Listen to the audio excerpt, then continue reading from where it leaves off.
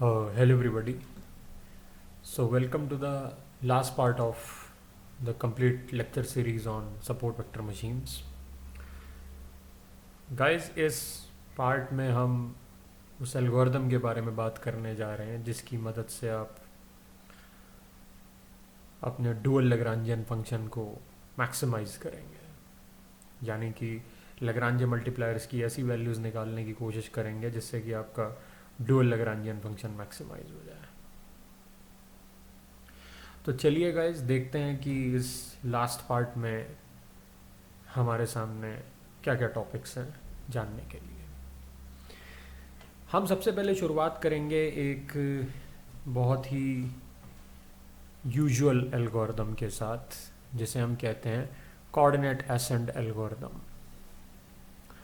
और उसके बाद गाइस हम कोऑर्डिनेट एसेंट एल्गोरिदम में किसी मॉडिफिकेशन के बारे में बात करेंगे, एंड एट लास्ट हम बात करेंगे एसएमओ एल्गोरिदम के बारे में, जो हमारे डुअल लैग्रांजियन फंक्शन को मैक्सिमाइज करने के लिए हम यूज़ करने जा रहे हैं। तो चलिए गाइस कंटिन्यू करते हैं बिना किसी डिले के। लास्ट पार्ट है, फुल ऑन एनर्जी के साथ हम लोग आगे बढ़ रहे हैं। सबसे पहले तो जो ये एसएमओ एल्गोरिथम है guys, it stands for sequential minimal optimisation, और ये एक जॉन प्लैट नाम के शख्स थे माइक्रोसॉफ्ट में, या हैं, I am not sure about that. उन्होंने इस एल्गोरिथम को बनाया था और उन्होंने इस एल्गोरिथम को स्पेशली सपोर्ट वेक्टर मशीन्स की डुअल प्रॉब्लम को सॉल्व करने के लिए बनाया था। तो गाइज अब ये सीक्वेंशियल मिनिमल ऑप्टिमाइजेशन एल्गोरिथम क्या है जो हमारे डुअल लैग्रांजियन फंक्शन को मैक्सिमाइज करेगा, ये कैसे काम करेगा, ये सारी चीज़ों के, इन सारे सवालों के जो जवाब हैं, इन सारे क्वेश्चंस के जो आंसर्स हैं, वो अभी आपको थोड़ी देर में इस पार्ट में मिल जाएंगे। तो आगे बढ़ते हैं कि देखते हैं। अभी तो हमने सिर्फ इतना जाना है कि सीक्वेंशियल मिनिमल ऑप्टिमाइजेशन कहते हैं एसएमओ एल्गोरिथम को, जो कि इसकी फुल फॉर्म है, लेकिन इसका मतलब क्या हुआ sequential minimal optimisation. What do you mean by sequential minimal optimisation? ये एक थोड़ा सा अजीब सा नाम है, तो ये नाम क्यों है, कहाँ से आया, इसके बारे में भी थोड़ी सी बात करेंगे, एक आइडिया देने के लिए आपको कि क्यों इस एल्गोरिथम को सीक्वेंशियल मिनिमल ऑप्टिमाइजेशन बोला जाता है। तो सबसे पहले गाइज ये हमारा डुअल फंक्शन है, डुअल लैग्रांजियन फंक्शन, और इस डुअल लैग्रांजियन फंक्शन को हम मैक्सिमाइज करने के लिए एक एल्गोरिथम का इस्तेमाल करेंगे।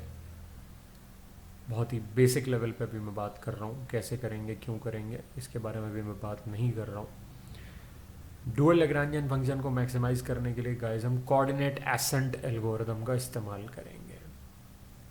Coordinate ascent algorithm. अब ये कोऑर्डिनेट एसेंट एल्गोरिथम क्या है, what is coordinate ascent algorithm, सबसे पहले तो हम ये जानेंगे गाइस। तो गाइस हमारे पास यहाँ पे एक फंक्शन है जो हमारा डुअल लैग्रांजियन फंक्शन है। इस फंक्शन को हम W से रिप्रेजेंट कर सकते हैं, या आपके पास कोई भी और फंक्शन है W, जैसे कि हमारे यहाँ पे डुअल लैग्रांजियन फंक्शन है। ये n लैग्रांजे मल्टीप्लायर्स का फंक्शन है, यानी कि इसमें टोटल n लैग्रांजे मल्टीप्लायर्स आ रहे हैं, n लैम्डास, उसका फंक्शन है ये, ओके, जो डुअल लैग्रांजियन फंक्शन है। और गाइस हमें इसको मैक्सिमाइज करना है, हमें लैग्रांजे मल्टीप्लायर्स की ऐसी वैल्यू निकालनी है जिससे कि हमारा ये डुअल लैग्रांजियन फंक्शन मैक्सिमाइज हो जाए। तो ये जो है गाइस हमारे कोऑर्डिनेट एसेंट एल्गोरिथम का स्यूडो कोड है।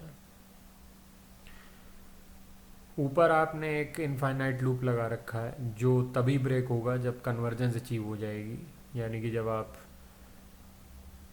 डुअल लैग्रांजियन फंक्शन की सबसे मैक्सिमम वैल्यू पे पहुंच जाएंगे। और इसके अंदर आपने एक फॉर लूप लगा रखा है। और वो फॉर लूप एक एक करके सारे लैग्रांज मल्टीप्लायर्स के ऊपर आइटरेट करेगा, यानी कि सबसे पहले फर्स्ट लैग्रांज मल्टीप्लायर के ऊपर, फिर सेकंड लैग्रांज मल्टीप्लायर के ऊपर, फिर थर्ड लैग्रांज मल्टीप्लायर के ऊपर, और ऐसे करते करते एन लैग्रांज मल्टीप्लायर्स के ऊपर। तो अगर हम एक जनरल सेंस में बात करें कि कोऑर्डिनेट एसेंड एल्गोरिथम क्या है, मतलब अगर हम एक जनरल सेंस में भी बात करना चाहें कि मान लीजिए हमारे पास यहाँ पे कोई डुअल लैग्रांजियन फंक्शन नहीं है, बट कोई और रैंडम फंक्शन है जो n वेरिएबल्स का फंक्शन है, ठीक है। तो आप थोड़े समय के लिए n वेरिएबल्स को लैम्डास की फॉर्म में मानिए। आप ये मत कहिए कि ये लैग्रांज मल्टीप्लायर्स हैं, आप बस इतना कहिए कि मेरे पास एक फंक्शन है जो n वेरिएबल्स का फंक्शन है, और उस फंक्शन की मुझे मैक्सिमम वैल्यू निकालनी है, यानी कि उन n वेरिएबल्स की ऐसी वैल्यू निकालनी है जिससे कि जो फंक्शन है वो अपनी मैक्सिमम वैल्यू दे दे। ओके, तो बेसिकली गाइज उस केस में हम क्या करेंगे, हम कोऑर्डिनेट एसेंड एल्गोरिथम की मदद से कैसे उसे मैक्सिमाइज करेंगे। बहुत ही आसान है गाइज, एक इनफाइनाइट वाइल लूप चलाएंगे हम, जिसके अंदर एक फॉर लूप होगा जो हर एक लैग्रांज मल्टीप्लायर के ऊपर आइटरेट करेगा, first second third fourth fifth nth Lagrange multiplier के ऊपर आइटरेट करेगा, और एक एक करके हम अपने लैग्रांज मल्टीप्लायर को अपडेट करेंगे। ओके, एक एक करके हम अपने लैग्रांज मल्टीप्लायर को अपडेट करेंगे। ओके, वैसे तो गाइज आर्ग मैक्स लैम्डा आई का मतलब ये होता है कि हम उस लैग्रांज मल्टीप्लायर को अपडेट करेंगे जिस लैग्रांज मल्टीप्लायर को चेंज करने पर, या हम उस वेरिएबल को पहले अपडेट करेंगे जिस वेरिएबल को चेंज करने पर हमारे फंक्शन के अंदर सबसे ज़्यादा चेंजेस हो रहे हैं। यानी कि हमें अपने फंक्शन को मैक्सिमाइज करना है, तो मैक्सिमाइज करने के लिए हमें अपने लैग्रांज मल्टीप्लायर्स को अपडेट करना पड़ेगा। लेकिन यहाँ पे अगर गाइज आर्ग मैक्स लैम्डा आई का मतलब समझा जाए, तो आर्ग मैक्स लैम्डा आई का मतलब है कि हम यहाँ पे उस लैग्रांज मल्टीप्लायर को अपडेट करेंगे, मतलब हम एक सीक्वेंस में अपडेट नहीं कर रहे हैं, ये बस एक लूप चल रहा है। यहाँ पे जो लूप शो किया गया है गाइज, वो सिंपली ये दिखाने के लिए शो किया गया है कि एक एक करके सारे लैग्रांज मल्टीप्लायर अपडेट होंगे, लेकिन उसका ऑर्डर फिक्स नहीं होगा। यानी कि सबसे पहले हम वो लैग्रांज मल्टीप्लायर सेलेक्ट करेंगे जिसको चेंज करने से हम अपने फंक्शन की मैक्सिमम वैल्यू तक जल्दी पहुंच पा रहे हैं।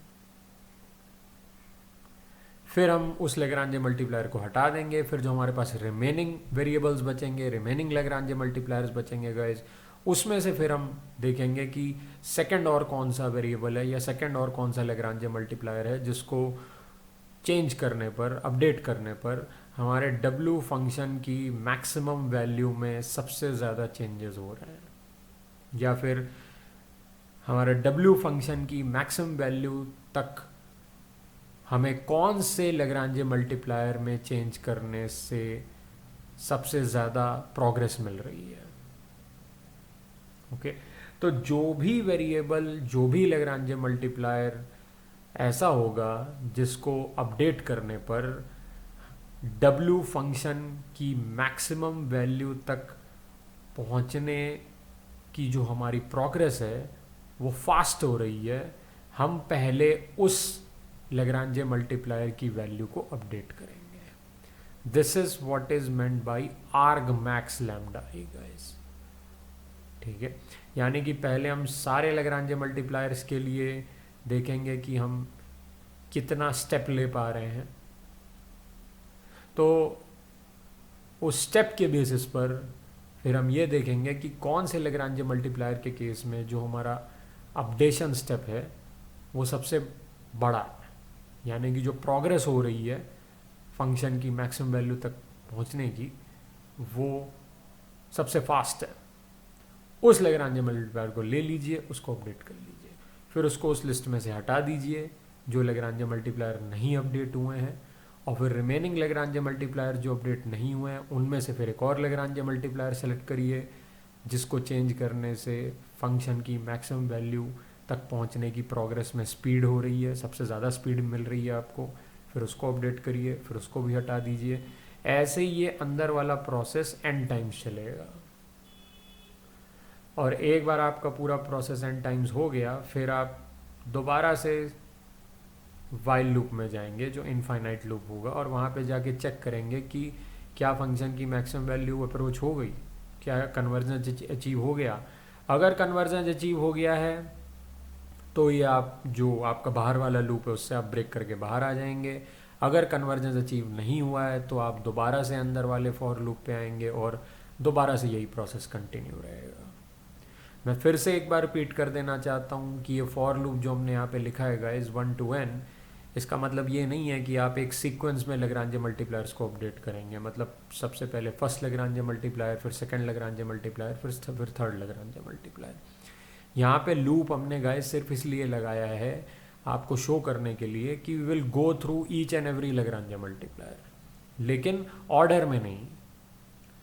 किस लैग्रांज मल्टीप्लायर को पहले अपडेट कर रहे हैं, किसको बाद में अपडेट कर रहे हैं, इट डिपेंड्स अपॉन कि किसको अपडेट करने पर फंक्शन की मैक्सिमम वैल्यू तक पहुंचने की प्रोग्रेस जो है उसमें सबसे ज़्यादा स्पीड मिल रही है हमको, उस पर डिपेंड करेगा कि हम किस लैग्रांज मल्टीप्लायर को सेलेक्ट करते हैं।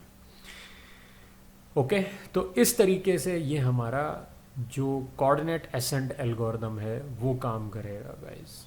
ठीक है, जैसा कि मैंने आपसे बोला कि जो बाहर वाला लूप है, जो अनटिल कन्वर्जेंस वाला लूप है गाइस, वो एक वाइल लूप होगा जो ऑलवेज ट्रू होगा, यानी कि इनफाइनाइट होगा।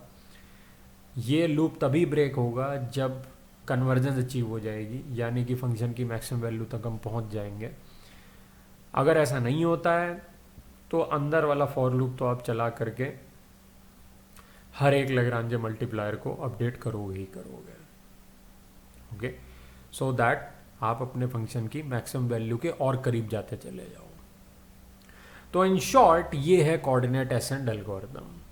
अब आप सोच रहे होगे कि कोऑर्डिनेट एसेंट एल्गोरिथम हमने क्यों डिस्कस किया, मतलब इसका कुछ कनेक्शन है क्या सीक्वेंशियल मिनिमल ऑप्टिमाइजेशन से? बिल्कुल गाइस, इसका कनेक्शन है, लेकिन अभी हमें नहीं पता कि ये चीज़ें कैसे कनेक्टेड हैं। इसके बारे में हम थोड़ी देर में बात करेंगे। चलिए अब एक बहुत ही इंटरेस्टिंग कंपैरिजन की बात करते हैं जो मैं आपसे शेयर करना चाहता हूँ।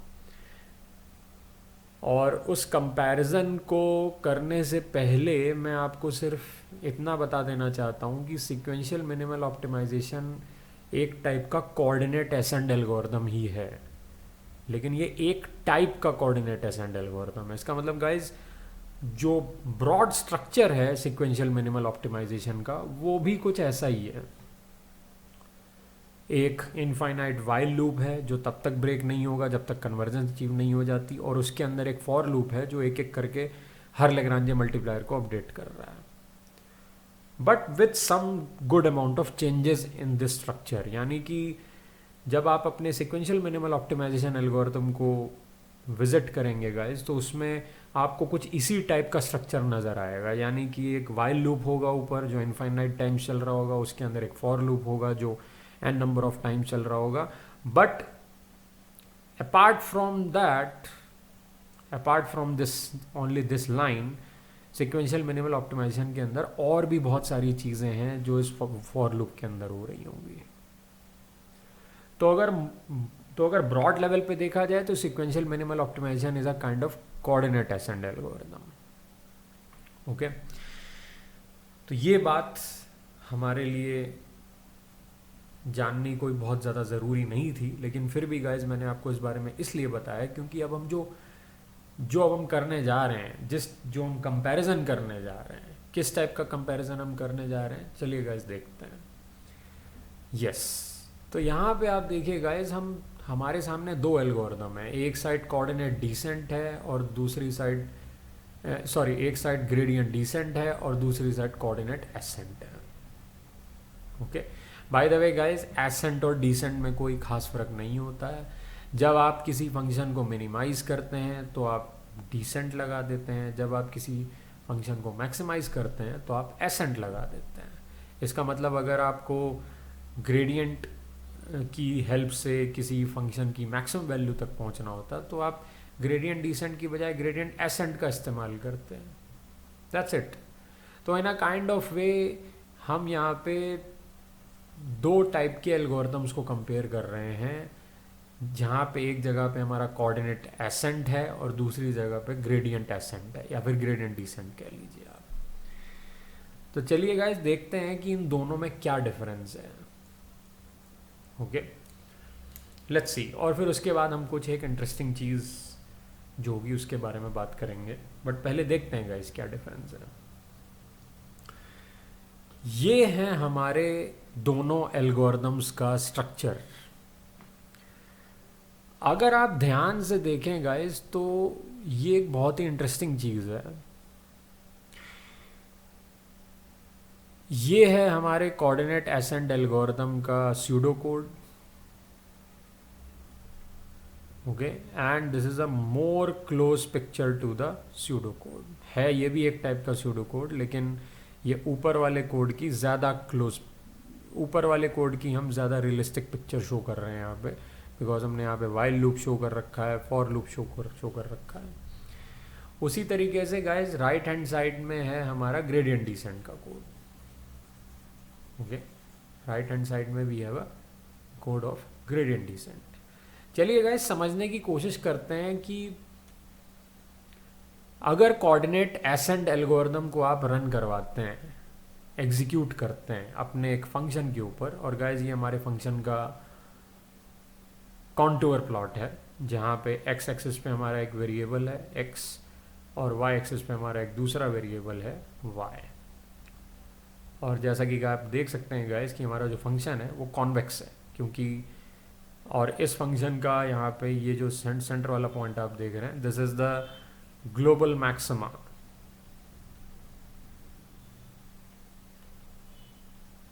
यानी कि ये हमारे ये पॉइंट जो है, ये इस पॉइंट पे हमारे फंक्शन की सबसे हाईएस्ट वैल्यू मिल रही है हमको.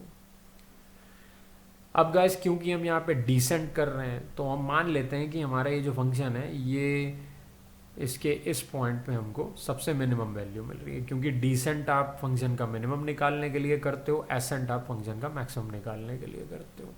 यहाँ पे हम एसेंट कर रहे हैं, यहाँ पे हम डिसेंट कर रहे हैं. It doesn't matters actually. आप दोनों को एसेंट भी ले सकते थे, बट यूजुअली हम ग्रेडियंट डिसेंट ही करते हैं. हम बहुत ही कम टाइम पे आपने ऐसा सुना होगा कि हम ग्रेडियंट एसेंट कर रहे हो. Although you can do that, but लोग यूजुअली ग्रेडियंट डिसेंट के नाम से ही जानते हैं. तो गाइज ये जो पॉइंट है इसे हम कह देते हैं global minima.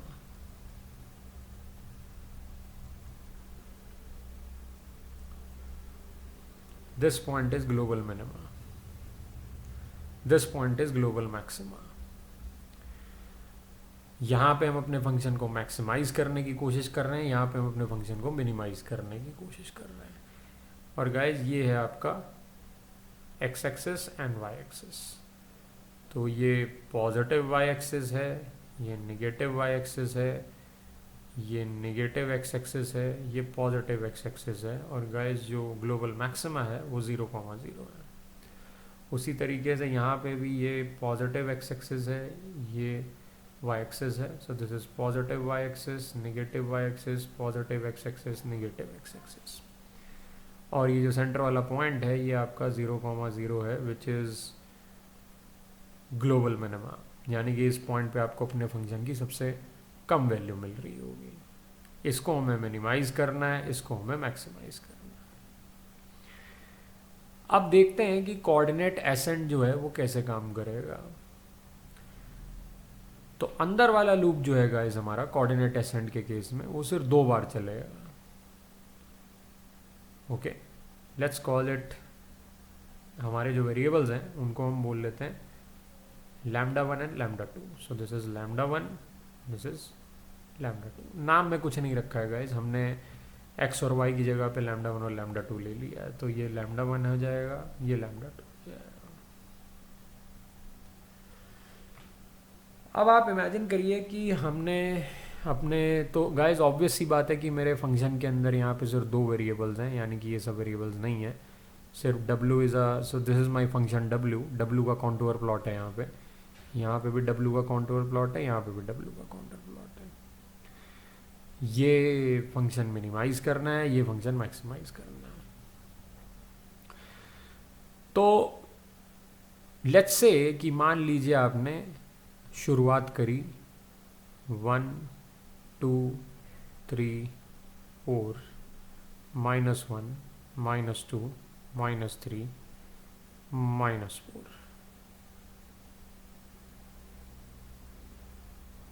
Okay, now 1 2 3 4 5 -1 -2 -3 -4।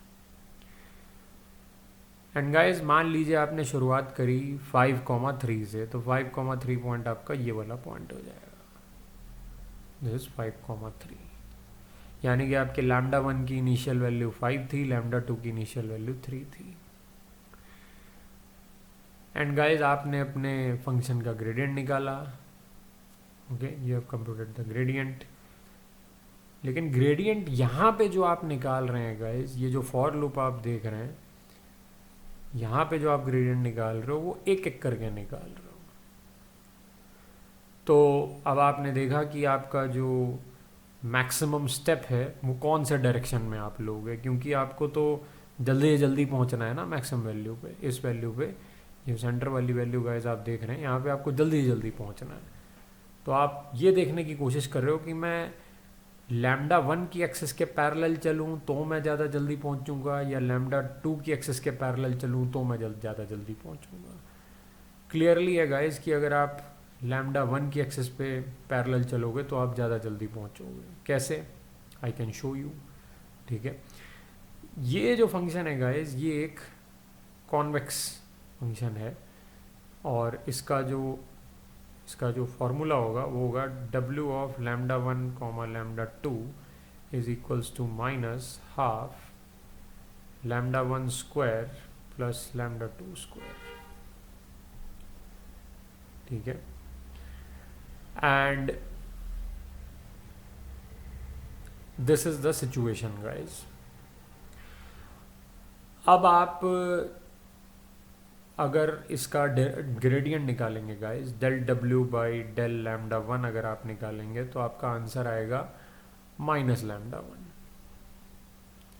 And del W by del lambda 2 अगर आप निकालेंगे तो इसका आंसर आएगा माइनस लैम्डा 2। आप इसका ग्रेडियंट ले लीजिए। और गाइस ये दोनों ग्रेडियंट आपको निकालने हैं इनिशियल वैल्यू पे, यानी कि 5,3 जो आप इनिशियल वैल्यू लेके चले हो लैम्डा 1 और लैम्डा 2 का, उस पे आपको ग्रेडियंट निकालना है। तो गाइज इस पे आपने इनिशियल ग्रेडियंट निकाला तो आपका आंसर आया -5। इस पे आपने इनिशियल ग्रेडियंट निकाला, आपका आंसर आया -3। आप ग्रेडियंट का मैग्नीट्यूड देखो, आप साइन मत देखो। एंड ग्रेडियंट का मैग्नीट्यूड विल टेल यू कि आप कितना लंबा स्टेप लोगे अगर आप लैम्डा 1 एक्सिस के पैरेलल जाते हो और अगर आप लैम्डा 2 एक्सिस के पैरेलल जाते हो। तो गाइज आप 5 स्टेप्स लोगे अगर आप लैम्डा 1 एक्सिस के पैरेलल जाते हो, और आप 3 स्टेप्स लोगे अगर आप लैम्डा 2 एक्सिस के पैरेलल जाते हो। तो number of steps in the case of going parallel to lambda 1 axis is more. तो गाइज हम यहाँ पे ऐसे जा रहे हैं।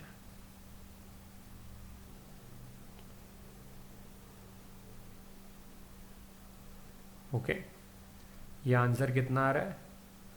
-5। तो माइनस लगा हुआ है गाइस आगे, इसीलिए हम अपोजिट डायरेक्शन में जा रहे हैं, 0 की तरफ जा रहे हैं।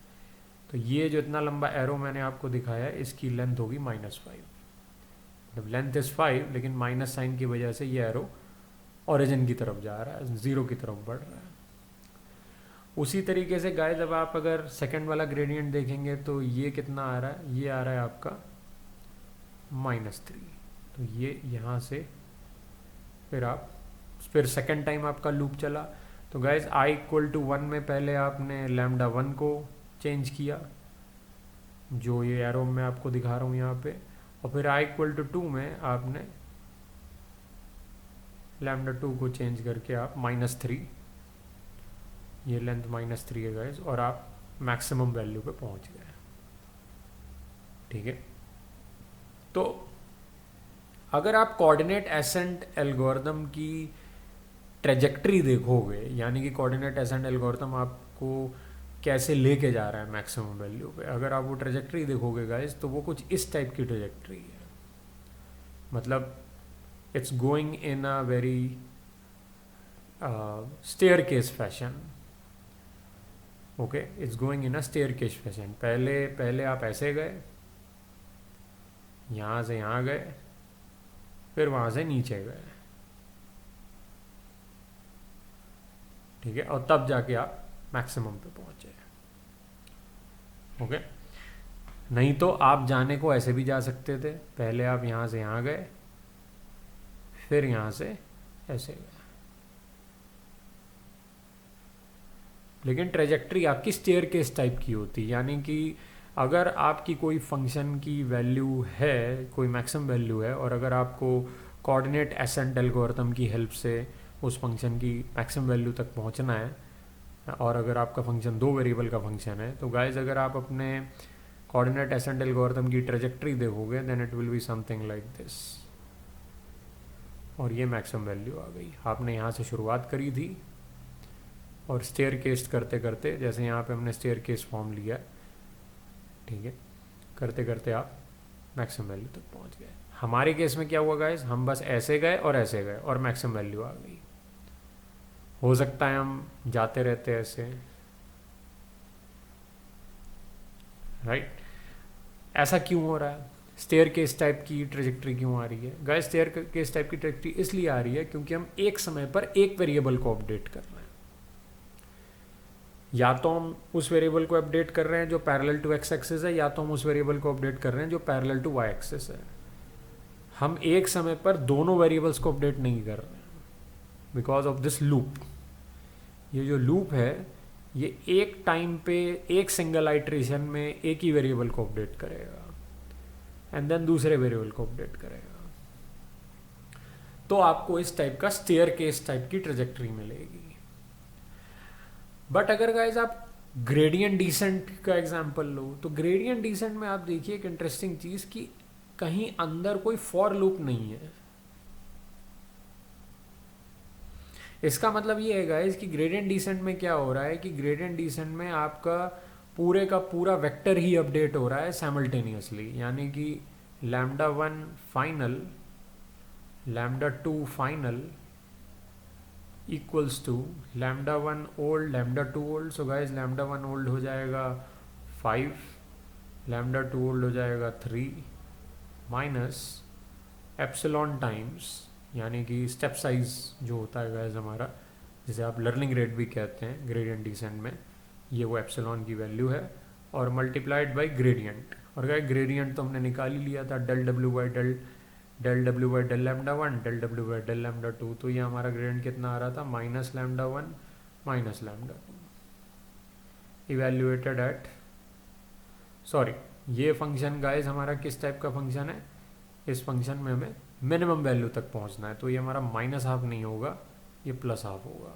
मतलब ग्रेडियंट डिसेंट के केस में हमारा ये जो फंक्शन होगा, कोऑर्डिनेट एसेंट में तो ये माइनस हाफ हो जाएगा, ग्रेडियंट डिसेंट के केस में ये प्लस हाफ हो जाएगा. यानी कि W of λ1 λ2 equals to half λ1 square plus λ2 square. तो अब अगर आप ग्रेडियंट कैलकुलेट करेंगे गाइज, तो आपके आंसर्स आएंगे λ1 एंड λ2.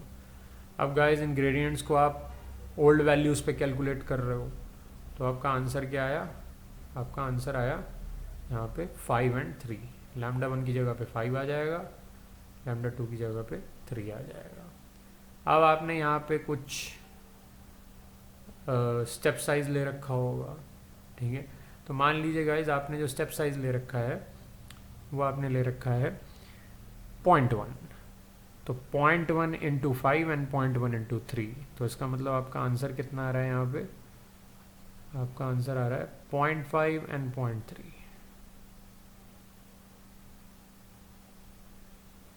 दोनों को सब्ट्रैक्ट किया, आपका आंसर आया 4.5 एंड 2.7. तो गाइज यहाँ पे आप देख सकते हैं कि आप अगर इस पॉइंट पे थे, यानी कि 5,3 पे थे आप, ये λ1 था, ये λ2 था, तो अब आप कोई कुछ ऐसा चेक नहीं कर रहे हो कि किस वेरिएबल को मैं पहले चेंज करूं जिससे मैं मैक्सिमम स्टेप्स मूव करूं मैक्सिमम वैल्यू की तरफ। यहाँ पे आप साइमल्टेनियसली दोनों ही वेरिएबल्स को मूव करा रहे हो, यानी कि आपने जब यहाँ बीच में माइनस साइन लगा रखा है तो गैस 5 माइनस 4.5, 5 माइनस जब आपने 5 माइनस 0.5, तो गैस यहाँ पे या 5 पे थे, ये 5 है, ये 4 है, तो समवेयर इन द मिडल आप यहाँ तक पहुँचे। एंड साइमल्टेनियसली आपने उसी सेम समय पर वर्टिकल मूवमेंट भी किया। यहाँ पे ऐसा नहीं हो रहा था गाइज, यहाँ पे पहले आप हॉरिजॉन्टल मूवमेंट कर रहे थे, फिर वर्टिकल मूवमेंट कर रहे थे, फिर हॉरिजॉन्टल, फिर वर्टिकल, फिर हॉरिजॉन्टल, फिर वर्टिकल, इस तरीके से जा रहे थे। यहाँ पे ऐसा नहीं हो रहा है गाइज ग्रेडियंट डिसेंट में। ग्रेडियंट डिसेंट में आप साइमल्टेनियसली दोनों ही वेरिएबल्स में चेंजेस कर रहे हो, लूप नहीं चला रहे आप। ये नहीं कि पहले आपने एक वेरिएबल को चेंज किया, फिर उसको मूव करा दिया, फिर वहाँ जा करके फिर आपने दूसरे वेरिएबल को चेंज किया। You are not doing anything like that. आप साइमल्टेनियसली दोनों वेरिएबल्स को चेंज कर रहे हो। So you are kind of changing both the variables at the same time.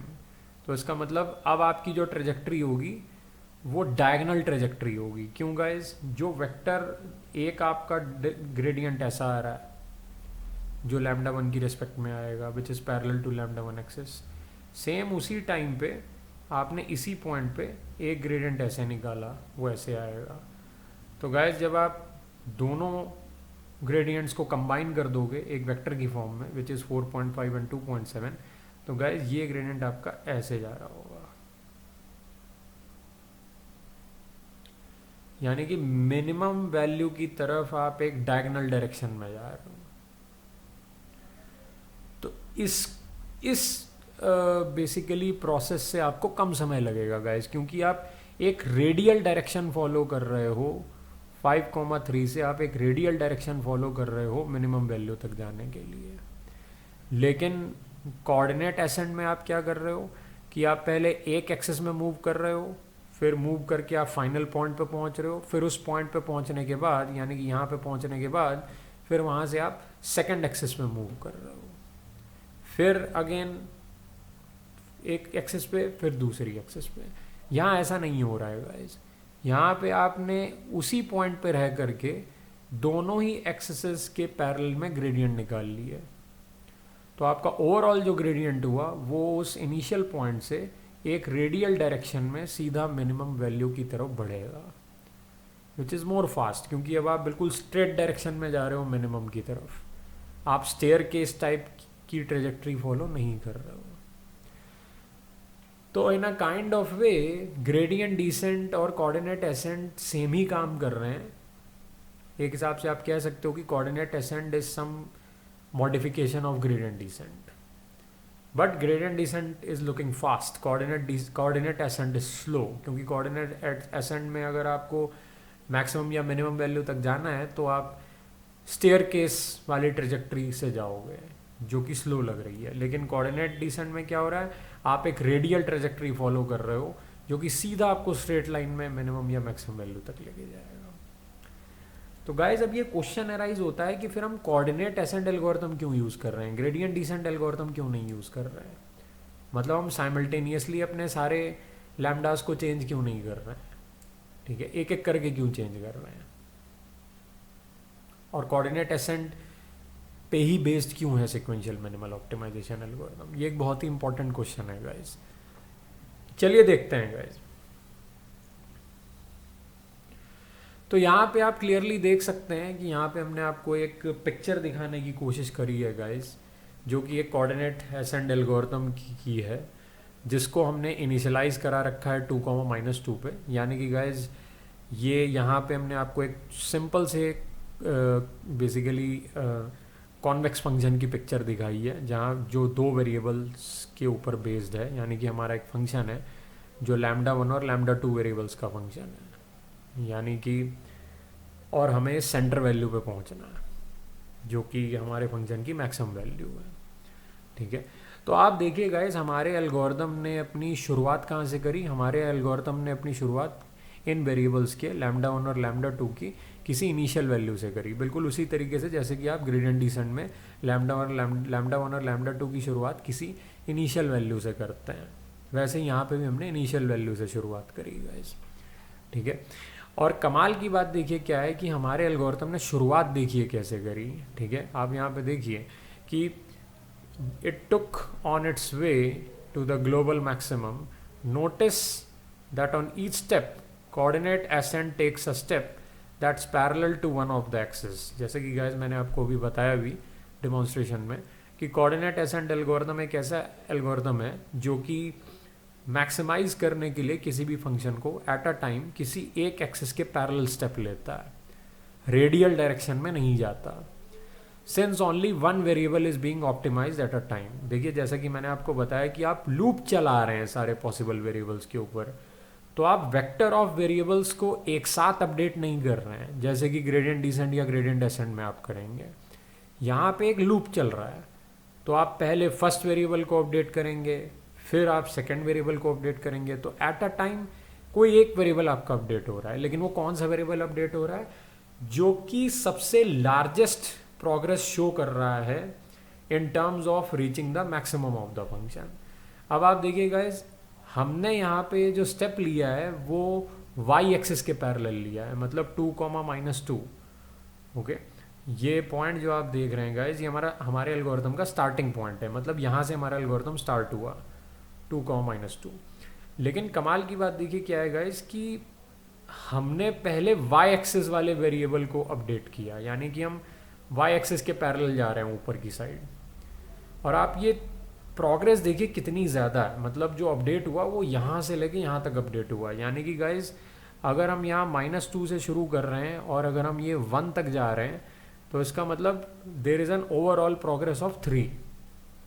इसका मतलब ये हुआ गाइस कि इस फंक्शन के लिए जब आपने epsilon times del w by del lambda 2 निकाला होगा, because it is going parallel to the axis of the lambda 2, तो ये जो आंसर आ रहा होगा ये 3 आ रहा होगा, ठीक है। This answer will be coming out to be 3, ठीक है, जो कि ऑब्वियस ही बात है गाइस ग्रेटर देन होगा epsilon times del w by del lambda 1 से, because this is what coordinate ascent algorithm does कि जो वेरिएबल लार्जेस्ट या सबसे स्पीडी प्रोग्रेस शो करता है in terms of reaching the maximum value of the function, उसी को हम सेलेक्ट करते हैं पहले अपडेट करने के लिए। तो यहाँ पे देखिए हमने पहले लैम्डा 2 को सेलेक्ट किया, फिर हमने लैम्डा 1 को अपडेट किया, ठीक है, फिर देखिए फिर लैम्डा 2 को सेलेक्ट किया, ओके गाइस, फिर हमने यहाँ पे लैम्डा 2 को सेलेक्ट किया।